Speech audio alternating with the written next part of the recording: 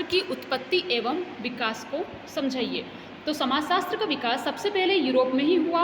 Europe में कुछ ऐसी घटनाएं घटित हुई जिसके फलस्वरूप वहाँ की राजनीतिक, आर्थिक और सामाजिक दशाओं में तेजी से परिवर्तन होने लगा। उनमें से 3 घटनाओं का सबसे अधिक महत्वपूर्ण माना जाता है। पहली पुनर्जागरण, फ्रांस की क्रांति और इंग्लैंड की औद्योगिक क्रांति।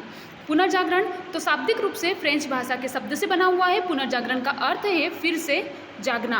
व्यवहारिक रूप से जब कोई समाज अपने शोषण के विरुद्ध आवाज उठाने लगता है अथवा लोग विभिन्न क्षेत्रों में स्वतंत्रतापूर्वक अपने विचारों को स्पष्ट करने लगते हैं तो इसे पुनर्जागरण का काल कहा जाता है।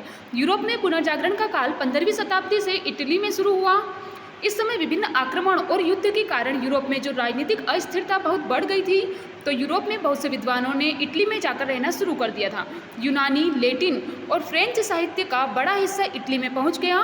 फलस्वरूप इटली में धर्म, विज्ञान, दर्शन, कला और समाजशास्त्र का प्रचार प्रसार होना शुरू हो गया।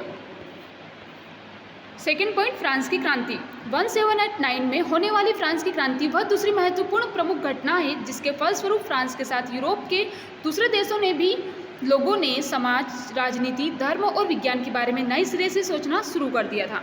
इंग्लैंड की औद्योगिक क्रांति। औद्योगिक क्रांति का आशय एक ऐसी दशा से है जिसमें परंपरागत अर्थव्यवस्था की जगह नई प्रौद्योगिकी आविष्कारों के द्वारा मशीनों की सहायता से बड़ी मात्रा में उत्पादन का कार्य किया जाने लगता है। 18वीं शताब्दी के शुरू से ही इंग्लैंड में जब खनिज भंडारों की खोज में सफलता प्राप्त करने के साथ ही नए नए आविष्कार किए जाने लगे तो वहाँ के उद्योगों का तेजी से विकास होने लगा। इसके फलस्वरूप सन 1770 से लगाकर 1830 के बीच औद्योगिक उत्पादन, आवागमन के साधन तथा प्रौद्योगिकी के क्षेत्र में जिस तेजी से विकास हुआ उसी को इंग्लैंड की औद्योगिक क्रांति कहा जाता है। इन औद्योगिक क्रांति ने जिस नई विचारधारा को जन्म दिया उसके प्रभाव से इंग्लैंड और फ्रांस के बुद्धिजीवियों ने चिंतन की एक नई धारा विकसित करना शुरू कर दी। समाजशास्त्र का उद्भव फ्रांस और इंग्लैंड में होने वाले इन परिवर्तनों से बहुत अधिक प्रभावित रहा है।